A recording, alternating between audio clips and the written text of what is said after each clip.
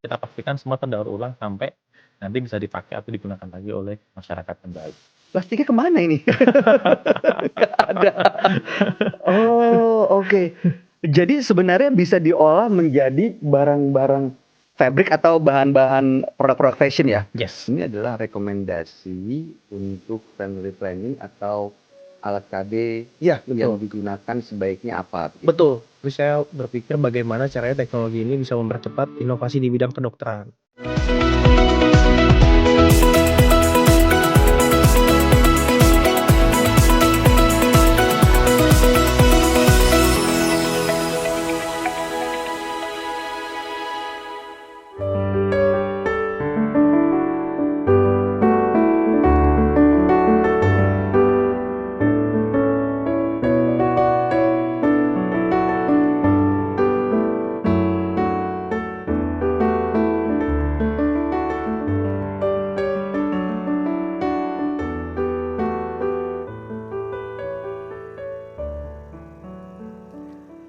Halo pemirsa, senang sekali saya Bayu Oktara bisa menjumpai Anda di Podlab, podcast collaboration bersama Astra. Program ini menghadirkan generasi muda yang bisa dibilang memberikan begitu banyak inspirasi dan juga berkontribusi bagi masyarakat. Nah, mereka lah yang menerima penghargaan di Satu Indonesia Award yang diselenggarakan oleh Astra. Dan para pemenangnya kita hadirkan nih, kita ajak ngobrol di sini. Salah satunya sudah hadir bersama saya adalah Mas Arif Rahman Abidin. Apa kabar Mas Arif? Kabar baik, luar biasa Mas Bayu. Nih Mas Arif datang ke sini ya pemirsa, bawa banyak sekali barang-barang yang sebenarnya saya pengen urak, pengen tanya lebih jauh. Ini ada sepatu, ada tas, ada pouch gitu ya. Nah, sebelum kita bahas lebih jauh, saya akan mengajak pemirsa untuk melihat tayangan video berikut ini.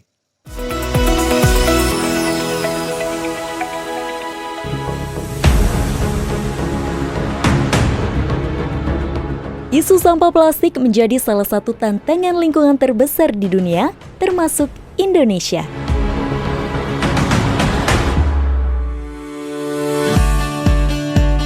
Guna mengatasi masalah tersebut, Arif Rahman Abidin dan tim melakukan sebuah gerakan sosial berbasis platform digital yang bernama Plastic Pay. Masyarakat akan diajak mengumpulkan sampah plastik untuk didaur ulang menjadi berbagai produk-produk menarik berkualitas tinggi. Bukan hanya mendorong kebiasaan hidup ramah lingkungan, melalui gerakan ini, masyarakat akan mendapatkan poin yang bisa ditukar dengan nilai rupiah. Berkat ide dan kerja keras, Plastic Pay diapresiasi oleh Astra melalui Satu Indonesia Awards di tahun 2023 lalu. Penasaran dengan kisah inspiratifnya?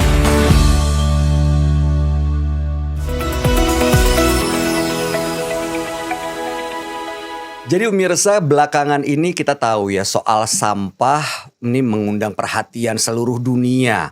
Dan kalau dibilang orang-orang zaman sekarang sudah cukup aware soal terutama penggunaan botol plastik ya. Karena kita lihat dari mulai anak sekolah, profesional muda, para karyawan, udah kemana-mana bawa tumbler. Tapi ironisnya hal ini ternyata belum menurunkan angka sampah plastik yang ada di Indonesia. Sepertinya memang perlu action lebih banyak lagi nih untuk bisa menyikapi situasi ini. Nah, ini ada kaitannya dengan Mas Arif dan barang-barang yang dibawa jadi ke sini. Mas, sebelum kita bahas ke sini, gimana ceritanya Mas bisa ada di deretan orang-orang berprestasi dan menerima penghargaan di Satu Indonesia Award? Oke Mas, jadi kalau ngomongin cerita ya, pada saat itu sebetulnya awalnya kami dapat satu mungkin kayak selebaran kali ya, terkait dengan program Satu Indonesia Award Astra ini. Oke. Kita tahu bahwasanya Satu Indonesia Award itu saya lihat saya ikutin udah dari tahun 2010 waktu itu ya, dari zaman masih sekolah kali ya. Wah, ketika dapat selebaran, wah ini satu kesempatan nih yang bagus gitu. Ketika kita bisa sharing, kita bisa cerita tentang inisiatif kita. Habis itu kita coba submit, kita coba daftar, kemudian akhirnya dapatlah gitu, kita dapat kesempatan terpilih untuk menjadi salah satu penerima penghargaan dari Satu Indonesia Award itu di tahun lalu, tahun 2023. gitu Mas. Oke. Dan kategorinya ini adalah penerima satu Indonesia Award Provinsi bidang lingkungan. Yes, betul. Bidang lingkungan. Nih, kenapa dunia atau bidang lingkungan ini menarik perhatian seorang Arif Rahman Abidin? Jadi sebetulnya gini Mas, ketika mungkin akhir-akhir tahun ini ya, ketika ngomongin terkait dengan dunia sekarang, kita tahulah bahwasanya ngomongin sampah itu kan memang cukup mengkhawatirkan. Iya. Gitu. Kita lihatnya bagaimana orang sudah sangat capek dengan semua berita yang ada, sampah kita banyak banget, sampah kita ada di mana-mana. Kita negara penghasil sampah plastik terbesar nomor 2 di dunia gitu. Dengan angka-angka dan berita-berita ini kayak kita harus mulai resah nih, kita harus ngapain gitu. Dan kita lihat ini jadi satu peluang sebetulnya. Satu peluang gimana ya kita harus ambil aksi, ambil langkah untuk ikut andil lah dalam menyelesaikan masalah sampah ini di Indonesia khususnya. Dan ini menggerakkan Mas Arif dan kawan-kawan membuat satu inovasi si Plastic Pay ini. Yes. Nah ini sebenarnya gimana sih proses kerja si Plastic Pay ini Mas? Oke. Ngomongin proses kerja, jadi bagaimana sebenarnya kalau di Plastic Pay ya, kita ini sebetulnya adalah sebuah platform untuk melakukan perubahan perilaku di masyarakat. Jadi yang menjadi poin utama kita itu pengen merubah perilaku masyarakat yang tadinya nggak peduli, bodoh amat terkait dengan sampah plastik menjadi care dan menjadi peduli. Dengan cara apa? Kita mengajak masyarakat untuk nukerin sampah plastik, kemudian kita kasih reward, kita kasih insentif, kita kasih apresiasi. Kalau dulu kan mungkin orang-orang yang terkait dengan pengelolaan sampah istilahnya woro-woro dilarang buang sampah sembarangan, nanti dihukum ini, nanti denda ini dan sebagainya. Tapi malah kan di kita tempat lihat, saya dibilang katanya buang sampah di sini datengin kuntilanak gitu, serem banget. True story. Tapi kita lihat apakah itu sudah efektif atau belum Serem gitu banget kan. sih. Makanya kita coba balik caranya dengan cara kita berikan satu reward, kita kasih apresiasi. Orang yang nukerin sampah plastik dia akan dapat duit di sana. Nah, di dalam proses ini kita bangun infrastrukturnya, kita gunakan aplikasi, kita gunakan infrastruktur alat yang namanya tadi reverse vending machine untuk mereka bisa menukarkan sampah plastik kemudian mendapatkan manfaatnya. Kenapa botol plastik yang dipilih? Kan botol plastik, botol sampo dan lain-lain ya. Sementara kalau bicara sampah plastik macam-macam tuh bentuknya. Nanti kita bahas lebih jauh ya. Pemirsa jangan kemana-mana, kami masih akan lanjut lagi. Kita bahas lebih jauh lagi mengenai Plastic Pay. Siapa tahu nih harapan kami tentunya bisa menjadi inspirasi buat siapapun yang menyaksikan acara ini. Hanya di sini tentunya di Podlab Podcast Collaboration bersama Astra, tentunya di Nusantara TV.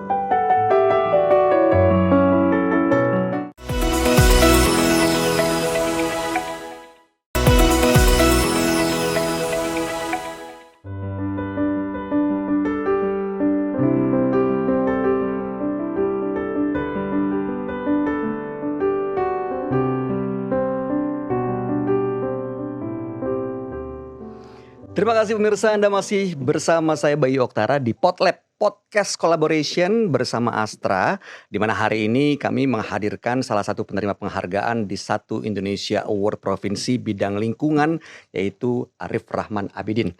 Mas Arif, tadi saya menyisakan satu pertanyaan Mas, karena dari cerita Mas Arif cukup menarik. Di situ mengumpulkan sampah-sampah plastik, tapi yang dikumpulkan tuh sampah botol plastik, sabun, sampo. Kenapa cuma itu? Oke, jadi gini Mas, sebetulnya ketika kami ikut andil gitu, kami melihat apa yang kita sanggup dan kita sudah punya infrastruktur. Jadi bedanya Plastic Pay dengan yang lain, kita itu adalah platform yang benar-benar sudah end to end. Kami sudah ada fasilitas bagaimana dari edukasi awal, pengumpulan sampai benar-benar terdaur ulang dalam satu istilahnya satu supply chain-nya kita lah gitu. Jadi kita tidak ingin mengambil sesuatu yang kita ngomong bisa ambil ini, tapi nanti di belakang jadi sampah lagi. Betul. Gitu. Jadi kan akan percuma aja nih nanti. Makanya kita coba fokuskan gitu apa yang kami bisa, kemudian kita berikan nilai yang maksimal. Yang penting ketika kita ambil dari sampah plastiknya, benar-benar kita make sure, kita pastikan semua terdaur ulang sampai nanti bisa dipakai atau digunakan lagi oleh masyarakat kembali. Dan saat ini bilangnya apa nih? Tempat-tempat titik collection point ya. Collection point. Yes. Collection point ini ada di berapa titik di Indonesia saat ini? Saat ini kalau total ya kita ada di Jawa Bali itu mungkin sudah ada sekitar 700-an titik total. Dan setiap hari terdata ada berapa sampah? Betul, semuanya terdata di mana titiknya, siapa aja orangnya, semuanya terdata.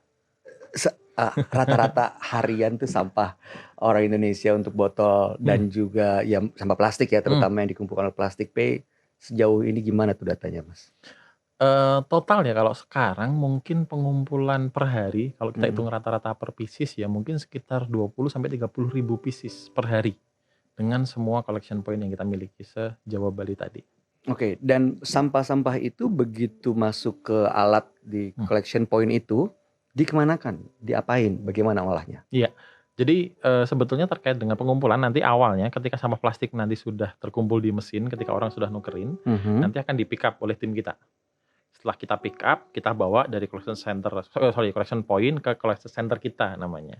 Di sana ada fasilitas pertama kita Setiap untuk hari tuh? memilah. Setiap hari. Oke, Setiap dijemput, hari dibawa ke kita bawa ke collection center kita, center. kemudian kita pilah. Nanti di sana diolah macam-macam gitu. Jadi dari botol nanti dicacah, dijadiin namanya flakes gitu. Kalau aku boleh tunjukin ya Mas ya. Flakes tuh Flakes kayak tuh kayak ini nih. Jadi ini botol, posisi nanti dicacah. Jadi kayak serpihan.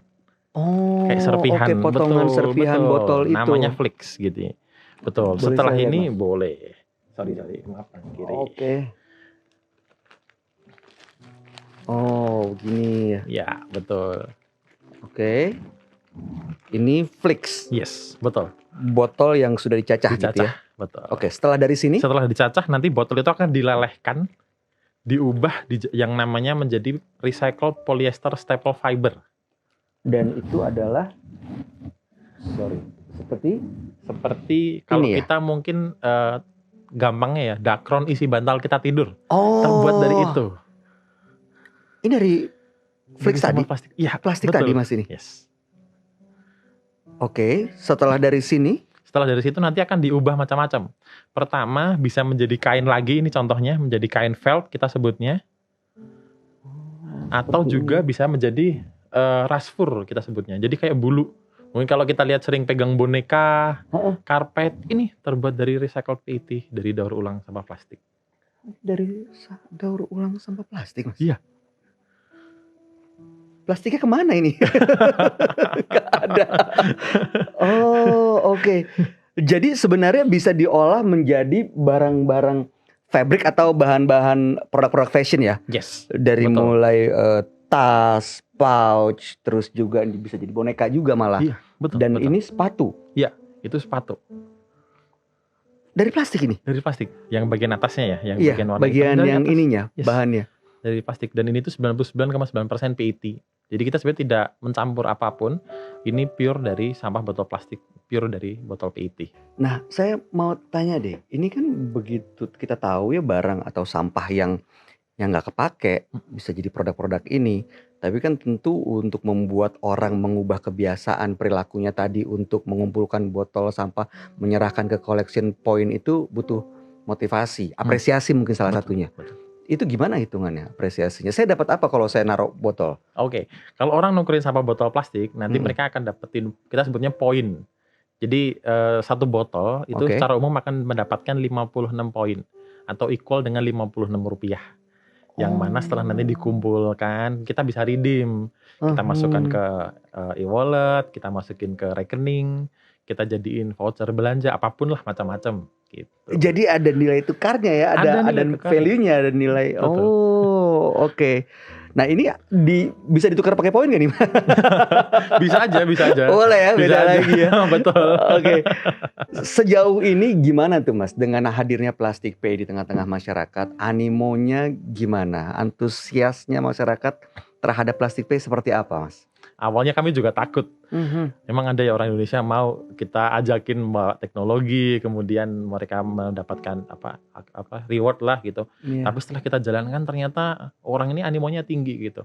Awalnya kita baru Jabodetabek, kita tadi masuk ke Bali, kemudian kita coba memenuhi Jawa, itu orang banyak nanyain di kota ini ada nggak sih, di kota ini ada nggak sih gitu. Jadi ketika kita memberikan cara baru ini dengan cara memberikan apresiasi, ternyata antusias masyarakat sangat tinggi gitu. Mereka sangat ingin berpartisipasi. Mungkin Betul. di generasi sekarang banyak juga ya teman-teman yang udah mulai resah, aku pengen ikut andil nih gitu. Saya heran nih ngomongin soal menjaga lingkungan ya. Kenapa sih kita tuh masih mengkampanyekan buanglah sampah pada tempatnya gitu. Sementara orang udah olahlah sampah menjadi apa gitu.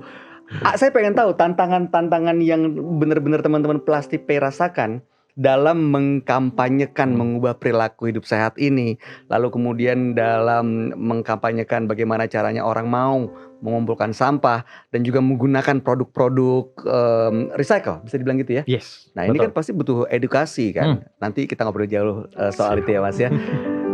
Baik, pemirsa, jangan kemana-mana karena setelah ini kita akan ngobrol lagi nih tantangan-tantangan yang dihadapi oleh Mas Arif Rahman Abidin bersama teman-teman di Plastik Pay, sebuah platform yang bisa dibilang ini canggih banget, satu solusi buat kita supaya bisa tetap menjaga lingkungan kita agar tetap bersih dan sehat.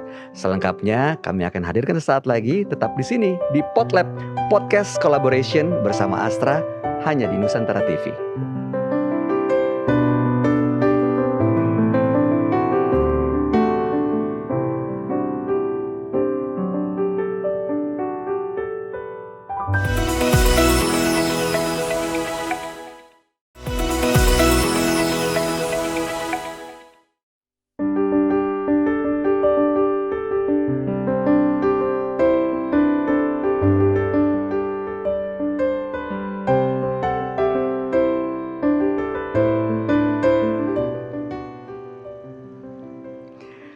Terima kasih pemirsa, Anda masih bersama kami di Podlab Podcast Collaboration bersama Astra, di mana hari ini kita tengah ngobrol bersama Mas Arif Rahman Abidin, salah seorang anak muda yang memberikan inspirasi dan juga kontribusi bagi masyarakat terutama di bidang lingkungan. Jadi memang tidak perlu menunggu sampai lanjut usia, nunggu tua gitu ya. Tapi sejak muda beliau sudah menunjukkan kepedulian dan juga memberikan kebermanfaatan di tengah-tengah masyarakat. Nah, sumbangsih dan kerja kerasnya inilah diapresiasi oleh Astra dan beliau mendapatkan penghargaan di 1 Indonesia Award Provinsi bidang lingkungan. Mas Arif, boleh diceritain nggak sekali lagi Mas? Setahu saya barang-barang recycle itu kan terbatas. Nah, kalau yang dikelola oleh Plastik Pay jadi apa aja tuh sampah-sampah botol plastiknya? Ya.